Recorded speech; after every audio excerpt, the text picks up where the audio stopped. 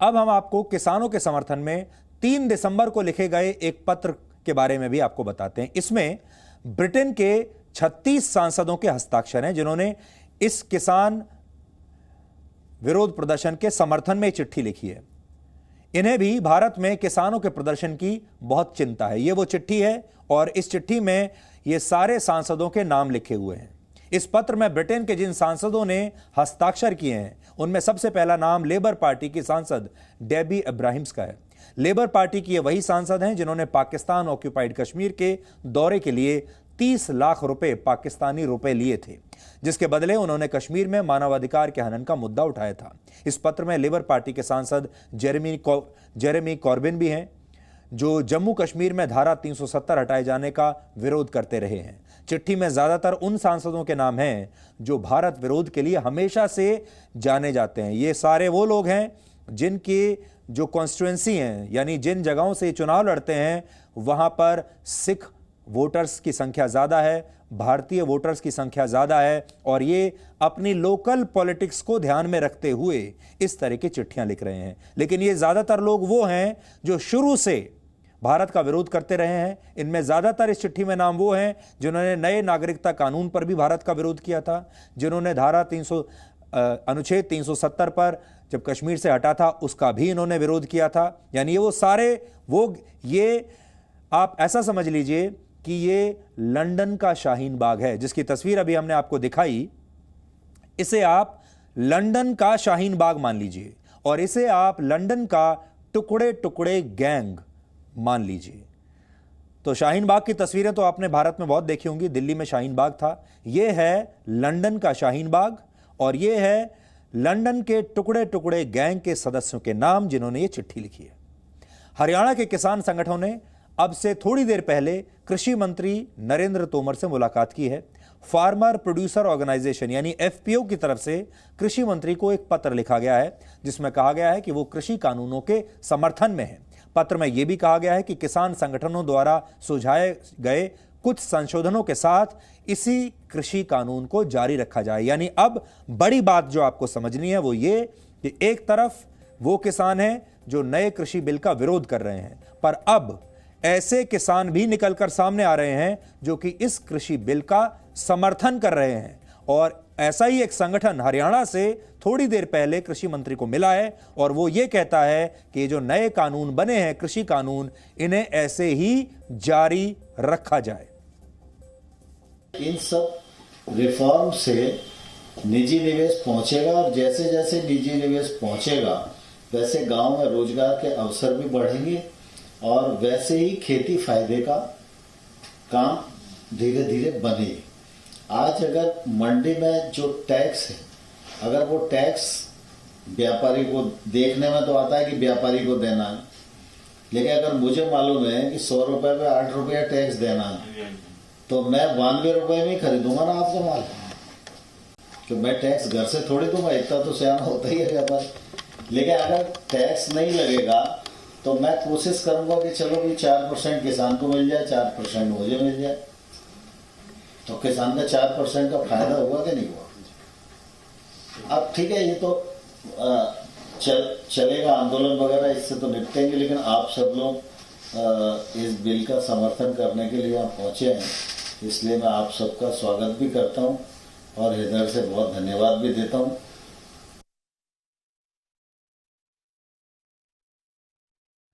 और डीएनए की शुरुआत में हमने आपसे कहा था कि आज एक बहुत ही खास शख्सियत हमारे साथ रहेंगी और उनका नाम है देश के कानून मंत्री श्री रविशंकर प्रसाद, केंद्रीय कानून मंत्री। क्योंकि ये नया कृषि कानून है, इस कानून की चारों तरफ चर्चा चल रही है और आज उनसे बेहतर कोई और व्यक्ति हो नहीं सकता आपको इस बिल के बारे में जानकारी देने के लिए, इस कानून के बारे में जानकारी देने के लिए। रविशंकर जी, आपका बहुत बहुत स्वागत है।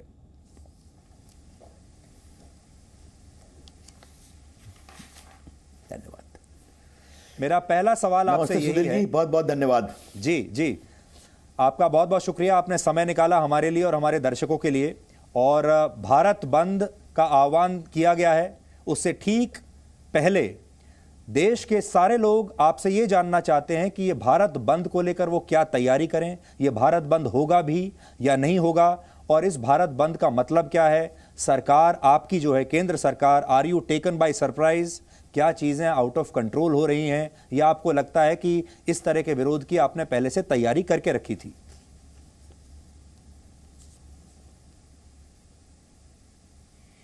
देखिए, पहले आज मैंने प्रेस कॉन्फ्रेंस की थी, बाद में इस विषय पर बहुत चर्चा हुई है, क्योंकि आपका शो सुधीर जी बहुत देश में देखा जाता है। तो थोड़ा सा मैं आपसे अनुमति चाहूँगा कि देश के लोगों को बताऊं कि जो सारी पॉलिटिकल पार्टी आज कूद गई हैं इस पूरे मामले में, भारत बंद के समर्थन में, उनका कितना सही एटीट्यूड है। देखिए, यह कांग्रेस पार्टी का 2019 का इलेक्शन मैनिफेस्टो है। इसमें उन्होंने क्या कहा था? हम कृषि मंडी बाजार समिति के कानून को निरस्त कर देंगे। ये पॉइंट नंबर 11 में साफ लिखा हुआ है। हम किसानों को अपने उपज को कहीं भी बेचने के सभी नियंत्रणों से उनको मुक्त कर देंगे। हम आवश्यक वस्तु अधिनियम एसेंशियल कमोडिटी एक्ट में भी बदलाव करेंगे। ये आपने देख लिया। तो ये उनका, और ये देखिए पूरा मेरे सामने ये नोट है जिसमें प्लानिंग कमीशन ने मनमोहन सिंह की 10 साल की सरकार में व्यापक चर्चा के बाद यह अनुशंसा की थी कि ये सारे कानून बनने बहुत जरूरी हैं। मेरे सामने ये देखिए शरद पवार की चिट्ठी है जो उन्होंने स्वर्गीय श्रीमती शीला दीक्षित और अन्य मुख्यमंत्रियों को लिखी थी अगस्त 2010 में कि किसानों के यहाँ पूंजी का निवेश और उनके लिए व्यापार की संभावनाओं और नए अवसर पैदा करने के लिए इन सभी कानूनों में बदलाव जरूरी है। और उन्होंने 2005 में देश के एक बड़े पत्रकार को अपने इंटरव्यू में कहा कि हम तो ये भी कर रहे हैं कि जो इस कानून में बदलाव को नहीं करेंगे उनको हम केंद्रीय सहयोग बंद कर देंगे। तो ये बताइए कि ये उनके बड़े बड़े नेता कर रहे हैं। अब आज और देखिए, फिर कभी सुधीर बाबू मत भूलिए आप कि मनमोहन सिंह की सरकार के पीछे वो सारी पॉलिटिकल पार्टी थी जो आज विरोध कर रही हैं। शरद पवार, कांग्रेस पार्टी, मनमोहन सिंह जी, मुलायम सिंह जी उसके उनकी पार्टी मेंबर थी, ममता जी मेंबर थी, टीडीपी मेंबर थी, हमारे बिहार की आरजेडी मेंबर थी, बाकी लेफ्टिस्ट भी। और क्या शरद पवार ये सब पत्र अपने से लिख रहे थे या प्रधानमंत्री के निर्देश और सरकार के निर्णय के आलोक में लिख रहे थे? तो आप में हिम्मत नहीं, आपने किया नहीं। राहुल गांधी ने आपको याद होगा, आप अपने रिकॉर्ड को खंगालिए कि संभवतः नवंबर दिसंबर 13 में एक अपने मुख्यमंत्रियों की बैठक की थी और उसमें उन्होंने कहा था कि हमारे सारे मुख्यमंत्रियों को निर्देश है कि अपने प्रदेशों में किसानों के फल और सब्जियों को मंडी के नियंत्रण से मुक्त करें। जी, तो आप सब करते हैं तो ठीक है। नरेंद्र मोदी में वो हिम्मत है, करके दिखाने की कोशिश कर रहे हैं, तो आप सड़कों पे आ रहे हैं। ये कौन सा दोहरा चरित्र है? क्या आपकी राजनीति सिर्फ इसी पर है कि कहीं हम बार बार, देखिए बड़े सवाल क्या है मैं आपके सामने उठाना चाहता हूं कि आप हार रहे हैं बार बार। लोकसभा, विधानसभा, हैदराबाद का नगर निगम भी हार गया, मध्य प्रदेश के बाई इलेक्शंस हार गए आप, हमारे प्रदेश बिहार में भी हार गए आप पूरी तरह से। तो अब कहीं पर भी मोदी जी का विरोध का अवसर मिले, चाहे शाहीन बाग हो, चाहे उरी का सबूत मांगो, चाहे बालाकोट का सबूत मांगो, चाहे राफेल पर विरोध करो, चाहे आपके किसानों का विरोध करो, ये कौन सी पॉलिटिक्स है? ये है बड़े सवाल और इसको देश के सामने लाना बहुत जरूरी है। जी, ये गैर जिम्मेदार आचरण है, क्षमा करेंगे आप, ये मैं कहना चाहता हूं। जी, चलिए, आपने नेताओं की बात तो की। नेता तो आप जानते हैं हमेशा राजनीति करते हैं और करते भी रहेंगे, लेकिन किसान आपका विरोध क्यों कर रहे हैं? कई बार ऐसा लगता है कि शायद आप किसानों को समझा नहीं पाए कि उनका इसमें क्या फायदा है। आप ऐसा समझते हैं कि एक कम्युनिकेशन फेल्योर रहा है सरकार की तरफ से कि आप किसानों को नहीं बता पाए? तो अभी नेता तो ठीक है, लेकिन किसान भी तो विरोध कर रहे हैं।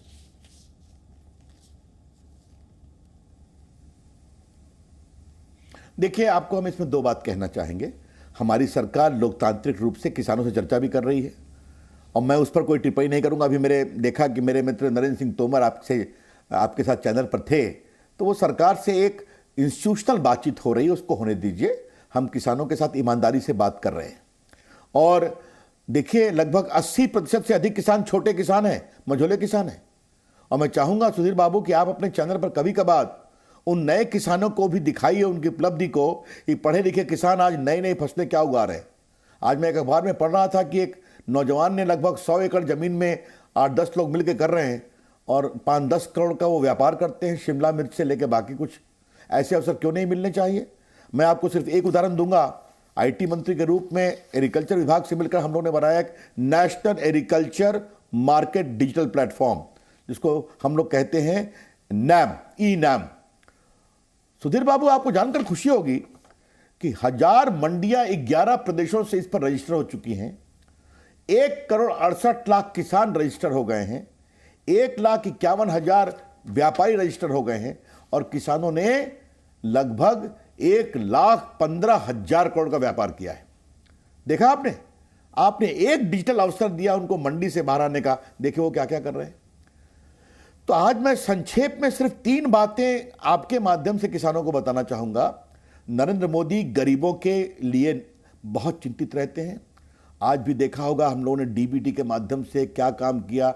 आप देश के 10 करोड़ किसानों को हम 1 लाख करोड़ रुपया उनके बैंक अकाउंट में भेजते हैं, बाकी किसान मानधन में, बाकी किसान सम्मान निधि में, फसल बीमा योजना में। तो नरेंद्र मोदी की सरकार किसानों की हितैषी सरकार है और यह समर्पित सरकार है। ये जो 3 कानून आपके लिए हम लाए हैं, आपको हम मंडियों के चंगुल से मुक्त कर रहे हैं ताकि आपकी फसल हिंदुस्तान में कहीं भी बिके, आपको अच्छे से अच्छे अवसर मिले, पूंजी निवेश हो। और एक बात सुधीर बाबू, मैं बहुत जोर से कहना चाहूंगा कि हमने जो इस कानूनी व्यवस्था की है उसमें किसानों की जमीन कभी नहीं बिकेगी, नंबर 1। किसानों की जमीन का लीज नहीं होगा, नंबर 2। और किसानों की जमीन पर कोई बंधन, बंधक, मॉर्गेज नहीं होगा। जो कुछ भी होगा उनकी फसल के ऊपर ही होगा जो कोई दूसरे पूंजी निवेशक उसमें लगाएंगे। और तो किसानों की जमीन पर कभी कोई दबाव नहीं होगा। ये तो हमने बार बार कहा है, आज भी बता रहे जी। और एमएसपी का जिक्र आपने नहीं किया। अब जरा मैं एमएसपी, अच्छा किया आपने एमएसपी की बात कही। जी, बिल्कुल आपने सही कहा। थोड़ा हम एमएसपी के बारे में भी आपको बता देते हैं। इस पूरे कानून के पास होने के बाद हम लोगों ने पहला जो निर्णय किया था, इस साल एमएसपी की रेट को बढ़ाया था। और आपकी जानकारी के लिए सुधीर बाबू, इस साल 28 या 29 नवंबर तक हम लोगों ने 60,000 करोड़ के धान की खरीद की है एमएसपी के द्वारा, 60,000 करोड़ की। और इसमें लगभग 300 लाख टन है और उसमें 2/3 से अधिक पंजाब से खरीदा है। 60,000 करोड़ 29-30 नवंबर इस साल तक एमएसपी के अंतर्गत धान की खरीद की गई और 2/3 पंजाब के किसानों को फायदा मिला है। तो हम तो कहते हैं एमएसपी नहीं हटेगा, तो न हट रहा है, उसकी राशि बढ़ रही है और किसानों को फायदा हो रहा है। तो न हमने कहा मंडी हटाएंगे, न हमने कहा एमएसपी हटाएंगे, कभी नहीं हटेगी। प्रधानमंत्री ने कहा है, कृषि मंत्री ने कहा है, आज सुधीर बाबू के सामने देश का कानून मंत्री भी कह रहा है और बढ़ेगी। लेकिन ये जो कानून हमने पारित किया है, ये यही अवसर देता है कि किसान, कोई दबाव नहीं होगा कि मंडी के अंदर ही अपना फसल बेचे जी, वो बाहर भी बेच सकता है। तो इसमें क्या परेशानी है भाई? रविशंकर जी, हमने ये भी देखा कि अब इस पूरे प्रोटेस्ट का अंतर्राष्ट्रीयकरण हो रहा है। कनाडा के प्रधानमंत्री इस पर बोल गए, यूनाइटेड किंगडम के बहुत सारे सांसद इस पर बोल रहे हैं, न्यूयॉर्क में प्रोटेस्ट हो रहे हैं, लंदन में हो रहे हैं, कनाडा में हो रहे हैं और उनमें अब अलगाववादी लोग भी पहुंच रहे हैं, खालिस्तान के समर्थन वाले लोग भी पहुंच रहे हैं। तो इसका अलग अलग तरीके से प्रयोग हो रहा है। और अमरिंदर सिंह जब आए थे गृह मंत्री अमित शाह को मिलने, तब उन्होंने इंटरनल सिक्योरिटी को खतरे की बात भी कही थी। इस पर आप क्या कहना चाहेंगे?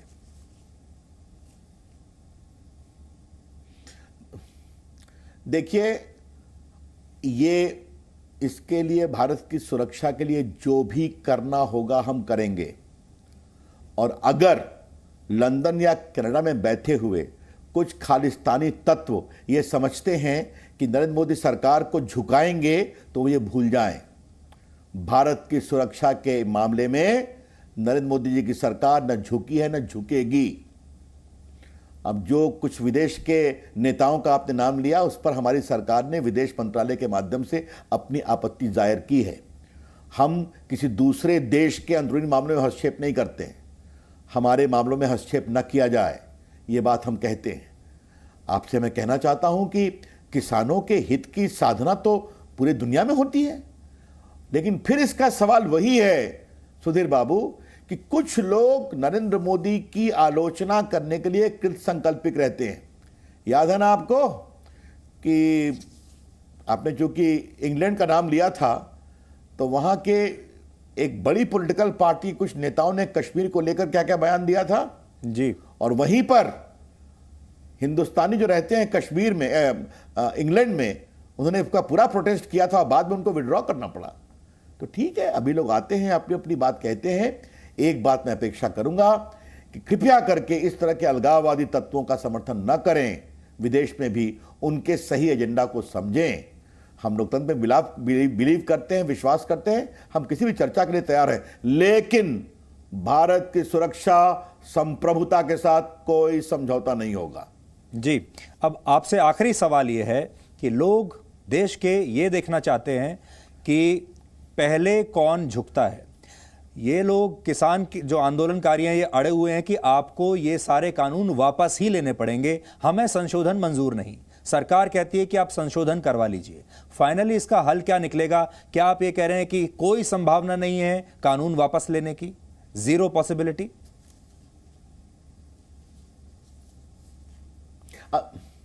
देखिए, मैं आपसे एक बात कहूंगा सुधीर बाबू, जब चर्चा चल रही है सरकार के माध्यम से, हमारे 2 वरिष्ठ मंत्री चर्चा कर रहे हैं, 4 राउंड की चर्चा हो गई, 5वीं होगी, तो उस चर्चा का स्वरूप क्या होगा, इस पर मैं एक टीवी चैनल पर कोई टिप्पणी करूं नरेंद्र मोदी सरकार के मंत्री के रूप में, ये उचित नहीं होगा। लेकिन मैंने आपके सवालों का बड़ी ईमानदारी से जवाब इसलिए दिया है कि हमारी सरकार लोकतंत्र में विश्वास करती है, चर्चा कर रही है और करेगी भी, लेकिन ये पूरे कानून देश के हित में कैसे हैं और किसानों के हित में कैसे हैं, ये हमने बताने की कोशिश की है। जी जी, और किस तरह से विपक्षियों का पूरा चरित्र दोहरा शर्मनाक रहा है। लेकिन एक बात मैं और कहूंगा सुधीर जी आपसे, जी, कभी कभार अपने लोगों को कहिए कि आज जी बोले आप बोले। नहीं, मैं ये कह रहा था कि जब बातचीत हो रही है किसानों और सरकार के बीच में, उसमें भी आप देखिए माहौल बड़ा हॉस्टाइल है, क्योंकि देश में देखिए ये बात लोग देख रहे हैं कि किसान आपकी चाय पीने से भी इनकार कर रहे हैं, आपका खाना खाने से भी इनकार कर रहे हैं, अपनी चाय ला रहे हैं। ये एक संकेत है, ये बताने के लिए कि हमारा जो बातचीत का जो माहौल है वो सही नहीं है, हॉस्टाइल है।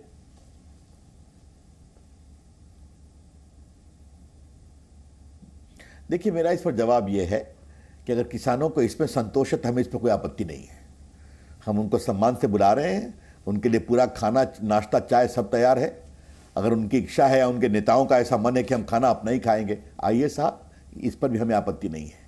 हम आपसे चर्चा करेंगे, आपसे बातचीत करेंगे, और वो बातचीत चल रही है, उसको चलने दीजिए। देखिए, मैं आपसे हमेशा एक बात कहना चाहते हैं, ये मैंने पूरा आपको पिछले 20 साल का इतिहास आज बताया। क्यों बताया है जी, कि किसान के हितों के संबंध में ये सब निर्णय जरूरी हैं। ये स्वामीनाथन कमेटी की रिपोर्ट है, प्लानिंग कमीशन का रिकमेंडेशन है, मनमोहन सिंह उनके सरकार के नेताओं के सारे हैं, बाकी सब कुछ है।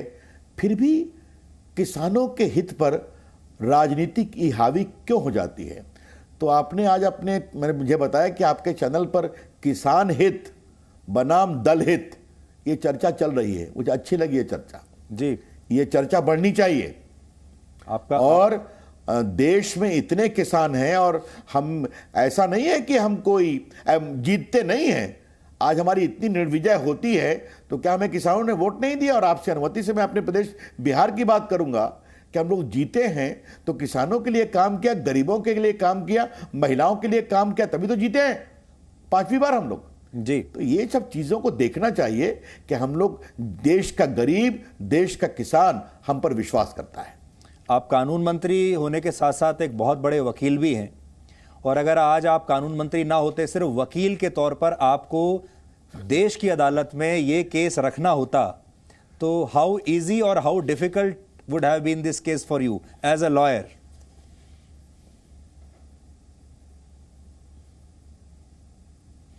देखिए, आपको एक बात मैं बड़ी विनम्रता से कह दूं सुधीर बाबू, चूंकि आप अपने वकील रविशंकर को आवाज दे दी। देखिए, वकील अपने मौकिल का केस बहस करता है और राष्ट्र के हित का मामला और जब राष्ट्र की अदालत में आता है तो उसमें सिर्फ वकील ही नहीं, देश की सच्चाई की समझदारी होनी भी जरूरी है, और उसमें सारे पक्ष विपक्ष, और ये रास्ता सही है। आज मैं आपको बता दूं कि जिस दिन मैं लालू प्रसाद जी की सरकार के खिलाफ चारा घोटाले की लड़ाई लड़ रहा था, PIL, वो सारा मैंने ही CBI इंक्वायरी की बहस की थी। बिटुमिन स्कैम में सब लोग जेल में गए।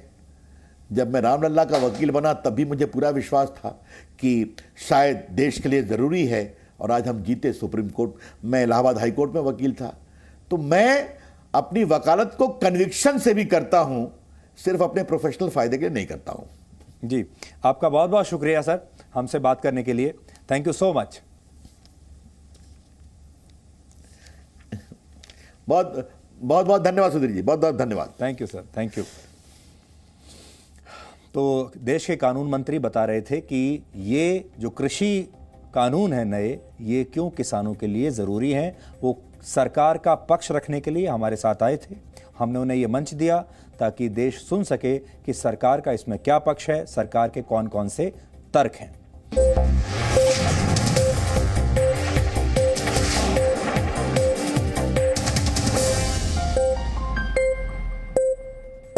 Presenting B News app, available on Google Play and App Store. Download it now.